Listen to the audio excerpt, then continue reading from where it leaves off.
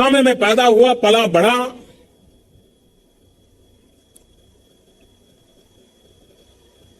अगर बाबा साहब आंबेडकर न होते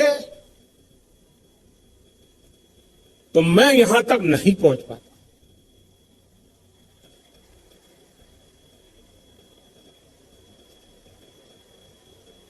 समाज के दलित, पीड़ित, शोषित, वंचित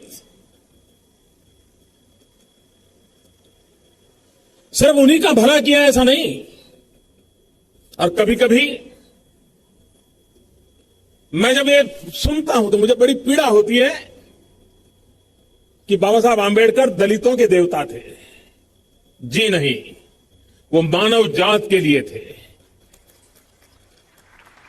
और नहीं सिर्फ हिंदुस्तान में, विश्व भर के दलित, पीड़ित, शोषित, वंचित, उपेक्षित, उन सब के लिए वे आशा की किरण थे। और हमने भी गलती से भी बाबा साहब को छोटे दायरे में सिमट करके उनको अपमानित करने का पाप नहीं करना चाहिए। पीएम मोदी ने कहा कि बाबा साहेब अंबेडकर की वजह से वह पीएम बने। अगर बाबा साहेब ना होते तो मोदी कहां होता। प्रधानमंत्री नरेंद्र मोदी ने डॉक्टर बाबा साहेब अंबेडकर के विचारों को महान और महत्वपूर्ण माना है। उन्होंने अंबेडकर जी के समाज सुधारक और भारतीय संविधान निर्माता के कार्यों को सराहा है। मोदी जी ने कई बार अपने भाषणों और सार्वजनिक रूप से अंबेडकर जी के योगदान को याद किया है और उनके साथ समर्थन और सम्मान का इजहार किया है।